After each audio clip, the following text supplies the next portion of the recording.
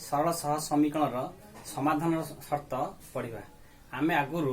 लेखचित्र साहाय्य सह समीकरण को समाधान कर सूत्र जाचे। आम तीन शर्त जानी जे गोटे सह समीकरण a1x plus b1y plus c1 is equal 0 जोटा l1 सरलखा आउ गला a2x plus b2y plus c2 is equal 0 गोटा l2 सरलखा। आम या आगु करते दुईटी सह समीकरण लेखचित्र गोटे हूँ परस्पर को छेद करूला जार समाधान गोटे बिंदु थिला आउ दुई समय l1 एटा l1 एटा l2 परवर्ती आउ गोटे समाधान थिला से गोटे गोटे रेखा पर आउ गोटे रेखा l1 तापर आउ गोटे रेखा होची l2 जार समाधान असंख्य थिला माने x र मूल्य अनेक y र मूल्य अनेक। परवर्ती आ गोटे समाधान होची समांतर सरेखा गोटेला l1 आ गोटेला ये किए काहाकू छेद करिवे नाही। एठारे समाधान मोटे नाही x र मूल्य नाही कि y र मूल्य नाही। आमे लेखचित्र साहाय्य चित्र कला परे आमे जानथले समाधान अछि ना नाही किंतु गोटे सरल सह समीकरण को किपरि आमे यही रूप रे प्रकाश करिकिरी आमे किपरि समाधान करिवा। प्रथम आमे एथरु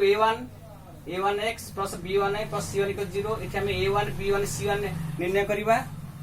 a2x plus b2y plus c2 equal 0 एथरे a2 b2 c2 जोटा गोटे ध्रुवांक पद संख्या एमान को आमे निर्णय करिवा। गोटे कथा होची आमे a1 को a2 रे भाग करिवा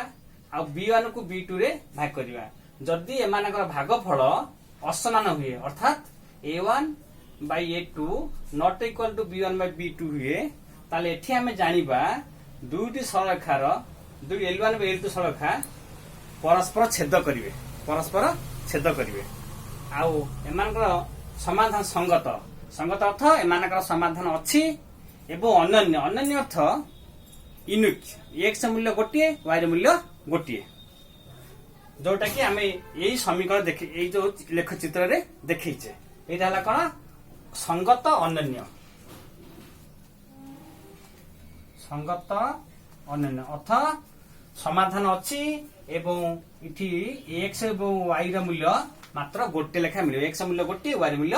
गोटे मिलियो। ये हला आमे तो प्रथम जानले। द्वितीय क्षेत्र रे आमे a1 और a2 को भाग करिवा b1 b2 को भाग करिवा c1 c2 को भाग करिवा। जदि समानकर भागफल समान हे अर्थात a1 by a2 is equal to b1 by b2 is equal to c1 by c2 हे ताले एठी हम तीनटी मूल्य जो समान हे गला ताले एठा हम जानिबा जे l1 l2 रो जो हम जो सह समीकरण अछि एमान अभिन्न अर्थ गोटे रेखा उपरे आउ रेखा पतित हेबे त माने गोटे रेखा आउ रेखा पर निर्भरशील ता अर्थ x एवं एमानकर समाधान निश्चित अछि x मूल्य अनेक y र मूल्य अनेक। आमे जदि एइठे बिंदु नबा ये बिंदु रे x मूल्य y नोड अछि आमे एमानका एइठे बिंदु रे a नेले ताले इठे b अछि त माने इठे असंख्य बिंदु अछि एमानकर समाधान संगत समान ही परिबो किंतु निर्भरशील अर्थ असंख्य समाधान रहिबो गोटे रेखा पर आउट रेखा पतित हेबे। ये दुई कथा हला ये संगत माने समाधान अछि किंतु आउ एक प्रकार सह समीकरण अछि जहार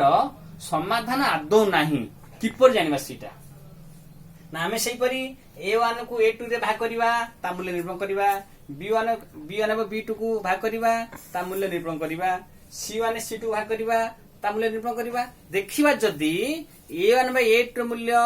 b1 b2 र मूल्य समान हुए एवं c1 c2 मूल्यटा अलग हुए अर्थात a1 by a2 is equal to b1 by b2 not equal to c1 c2 ताले एही प्रकार क्षेत्र रे आमे जानि परिबा जे जो रेखा चित्र दीटा ए जो a1x प्रथम सह समीकरण द्वितीय सह समीकरण रेखाचित्र समांतर हेबे अर्थात एमाने कोड छेद करियो नाही छेद करियो माने तार समाधान अछि जोटा कि एटा तृतीय क्षेत्र को बुझाऊँच एटा प्रथम क्षेत्र बुझाऊँच ये जो 2 नंबर ये 2 नंबर क्षेत्र बुझाऊँच एटा 3 नंबर को बुझाऊँच तो एठारे समाधान नाही ता माने असंगत समाधान होई परिबो नाही समाधान नाही आमे गोटे सह समीकरण को अति सहज भाव लेखचित्र अंकन न करिकरी आमे समाधान हेई परिबो नाही बा केउ टाइप रो समाधान हबो अनन्य हेई परिबो बा यूनिक हेई परिबो ना असंख्य समान हेई परिबो कि समान होई परिबो नाही आमे एथु निर्णय करि परिबा आमे एटा को जानिबा आमे गोटे नबा सह समीकरण रो नबा गोटे उदाहरण से उदाहरण देखिबा